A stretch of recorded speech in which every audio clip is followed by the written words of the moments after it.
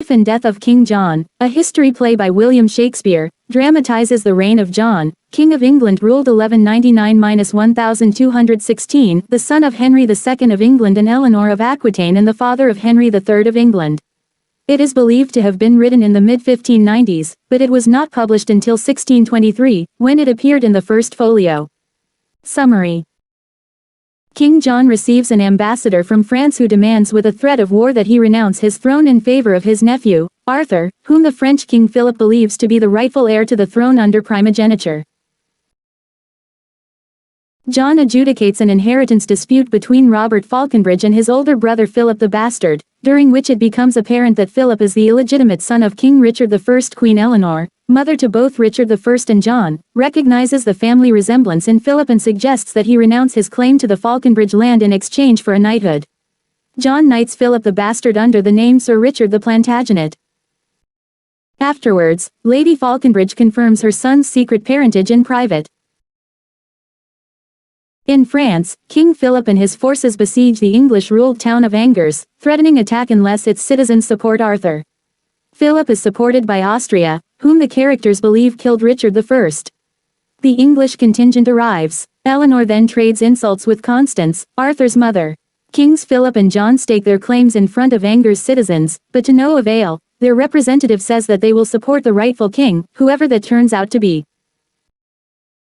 The French and English armies clash, but no clear victor emerges. Each army dispatches a herald claiming victory, but Angers' citizens continue to refuse to recognize either claimant because neither army has proven victorious. Philip the Bastard proposes that the armies of England and France unite against Angers.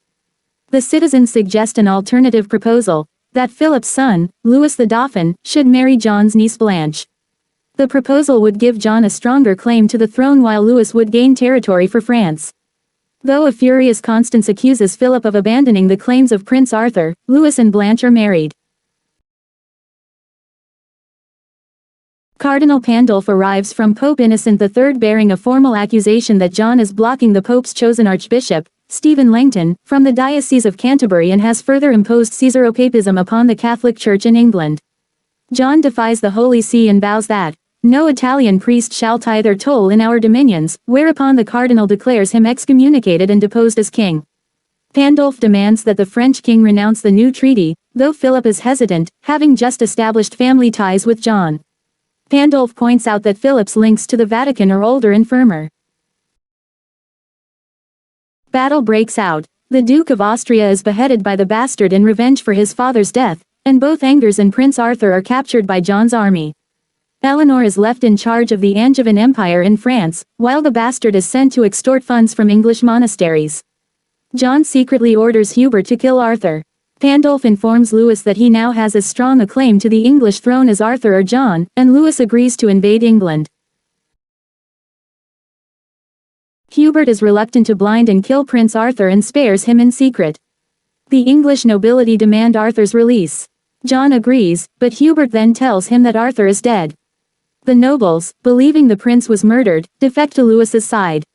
Equally upsetting, and more heartbreaking to John, is the news of his mother's death, along with that of Lady Constance. The bastard reports that the monasteries are unhappy about John's attempt to steal their lands and gold. Hubert has a furious argument with John, during which he reveals that Arthur is still alive. John, delighted, sends him to report the news to the nobles.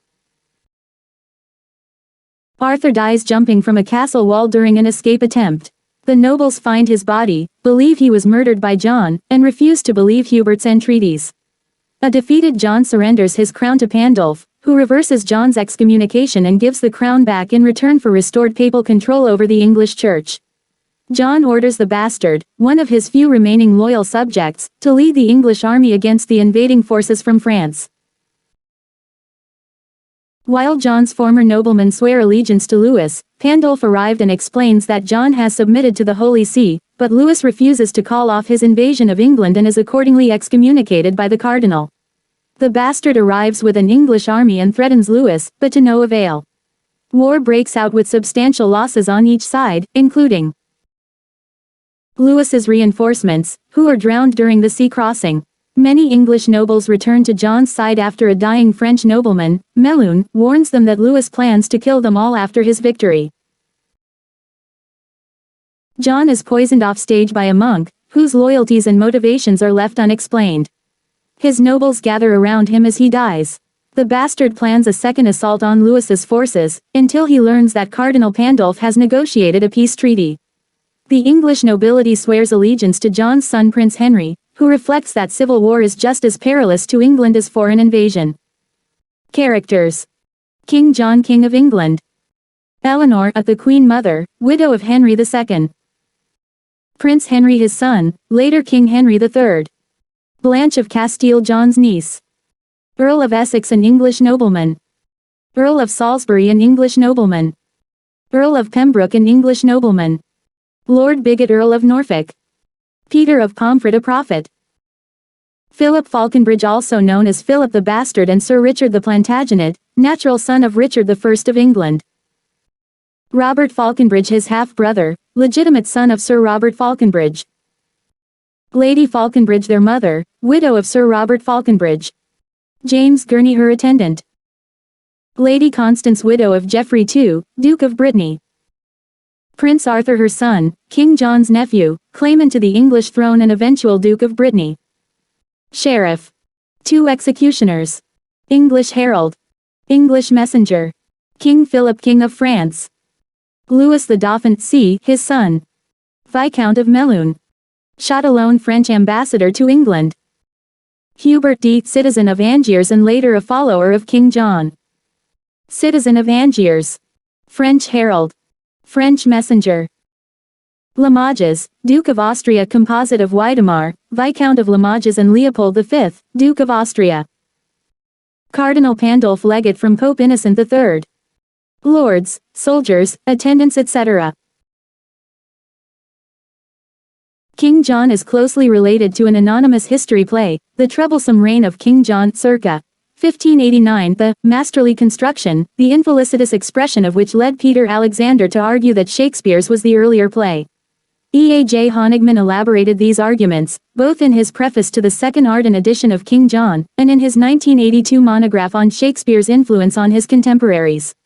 The majority view, however, first advanced in a rebuttal of Honigman's views by Kenneth Muir, holds that the troublesome reign antedates King John by a period of several years, and that the skillful plotting of the troublesome reign is neither unparalleled in the period, nor proof of Shakespeare's involvement. 17.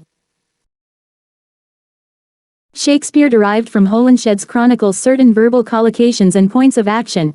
E. Honigman discerned in the play the influence of John Fox's Acts and Monuments, Matthew Paris's Historia Maior, and the Latin Wakefield Chronicle, 19, but Muir demonstrated that this apparent influence could be explained by the priority of the troublesome reign, which contains similar or identical matter. F.